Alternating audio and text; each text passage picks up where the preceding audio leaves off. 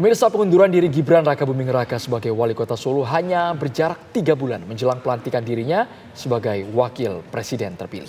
Gibran menyebut alasan pengunduran dirinya agar dapat fokus pada pekerjaan besar pemerintahan mendatang. Gibran akan mengunjungi daerah-daerah yang butuh perhatian khusus dan akan belanja permasalahan. Tepatkah pengunduran diri Gibran Rakabuming Raka sehingga harus diikuti oleh pejabat lainnya?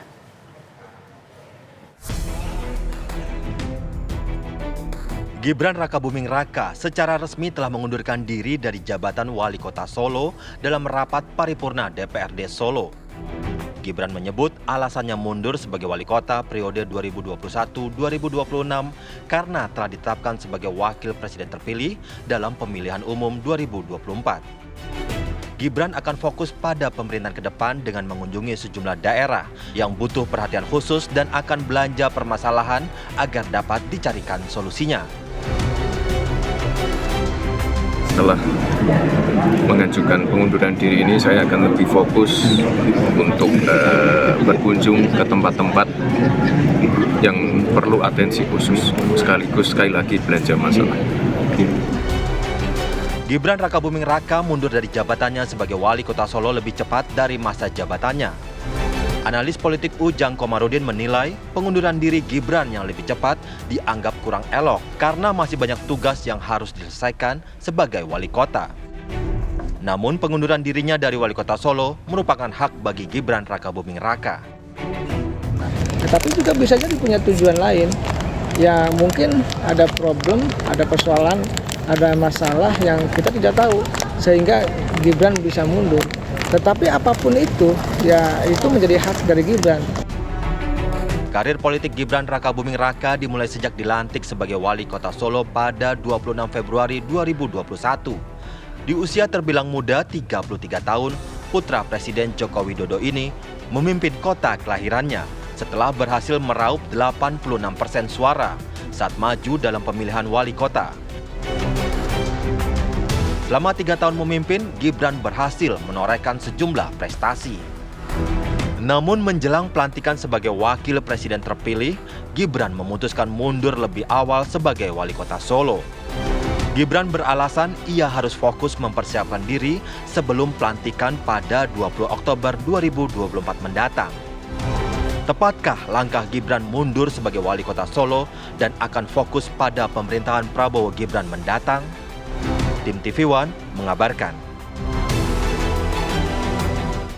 Pemirsa, Gibran Rakabuming Raka mundur dari jabatannya sebagai wali kota Solo dengan alasan ingin berkonsentrasi sebagai wakil presiden terpilih. Posisi Gibran yang berada di Solo memang bisa membuat jarak dengan Prabowo Subianto yang berada di Jakarta sebagai Menteri Pertahanan. Padahal keduanya akan dilantik pada 20 Oktober mendatang sebagai presiden dan wakil presiden. Apakah pengunduran diri Gibran terlalu tergesa-gesa atau sudah tepat serta layak ditiru oleh pejabat lainnya? Untuk membahasnya telah bergabung bersama kami ada politikus Partai Gerindra Ahmad Riza Patria, kemudian pakar politik Adi Prayitno dan juga pakar hukum tata negara di studio Bang Margarito kami. Sehat Bapak-Bapak, kita langsung ke Bang Ahmad Riza Patria melihat langkah Gibran yang sudah mundur padahal 3 bulan lagi akan dilantik sebagai Wakil Presiden Republik Indonesia. Komunikasi dengan Presiden terpilih Prabowo Subianto, tanggapannya seperti apa Pak Ahmad Riza Patria atas langkah Gibran ini?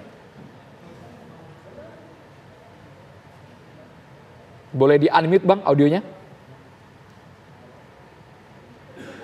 Menurut saya langkah yang diambil oleh Mas Gibran mundur dari jabatan wali kota merupakan langkah yang baik dan benar mengingat waktu pelantikan tinggal kurang lebih 3 bulan lagi ya.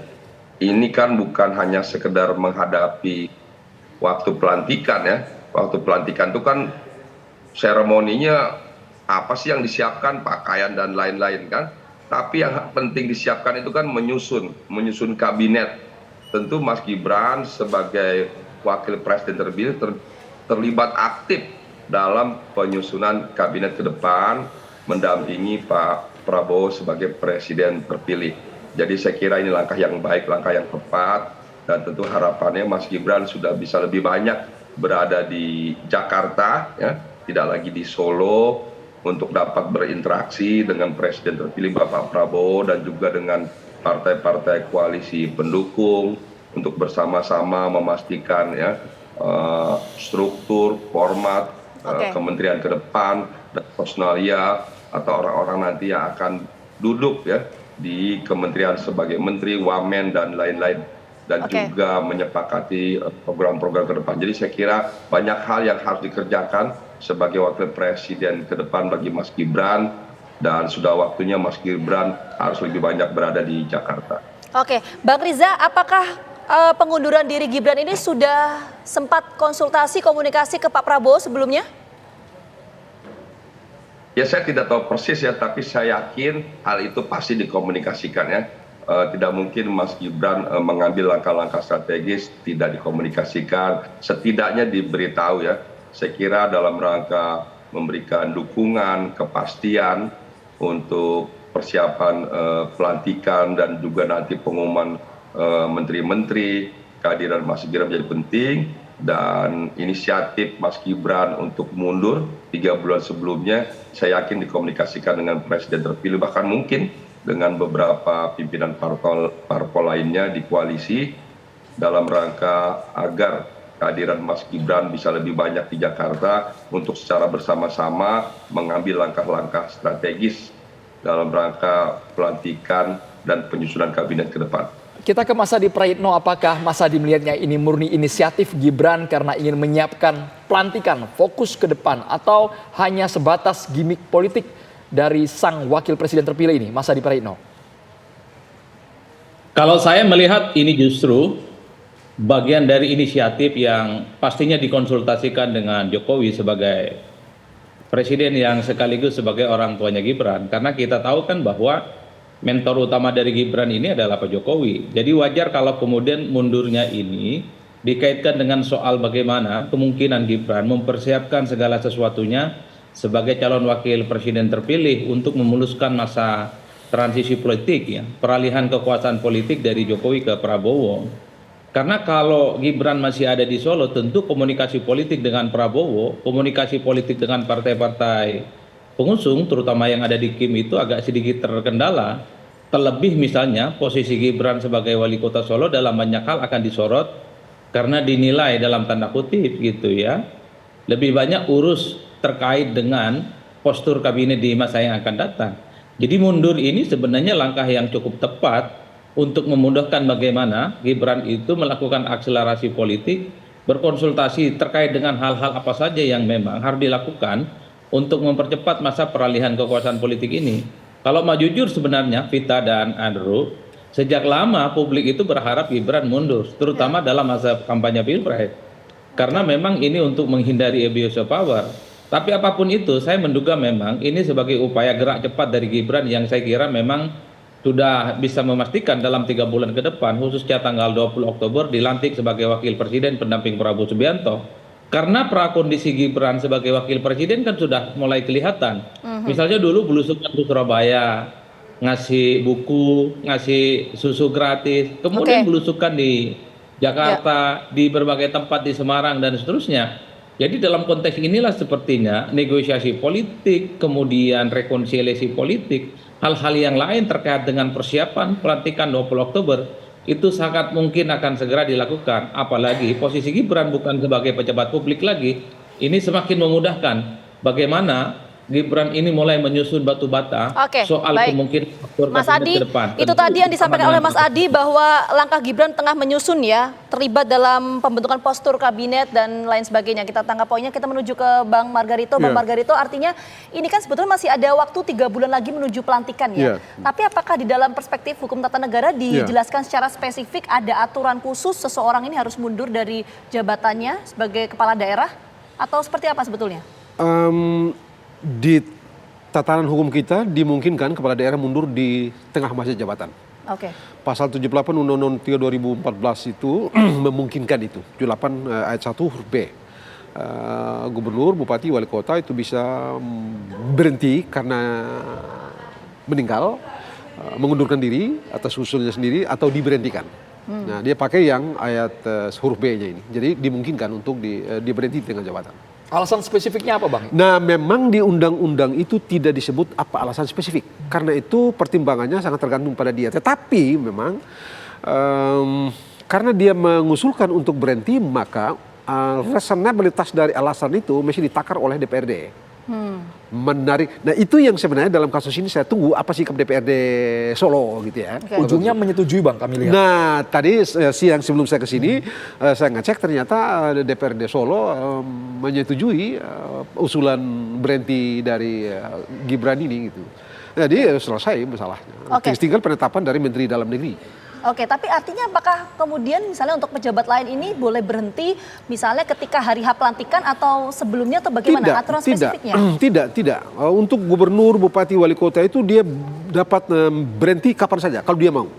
Kalau dia menghendaki mau, dia sendiri menghendaki untuk berhenti dari jabatan itu, kapan saja dia bisa berhenti. Termasuk yang lembaga eksekutif, menteri misalnya? Oh tidak bisa. Oh ya oke. Kalau dia mau berhenti, memang iya. Oke. Jadi kalau kita mau perbesar spektrumnya begitu, termasuk misalnya menteri dan segala macam begitu ya, yang di tengah jalan terus dia apapun pertimbangan dia mengundurkan diri dari jabatan yang sedang dia sandang itu dibenarkan dalam. Bang Margarito, jadi bisa kami katakan kalau seandainya ini dalam konteks kepala daerah dan juga mungkin lembaga eksekutif, mungkin tidak kalau mereka memang sudah akan dilantik dengan jabatan barunya ke depan, mereka sepakat berkonsolidasi satu sama lain untuk mundur bersama, mungkin tidak ada arah ke sana, Bang?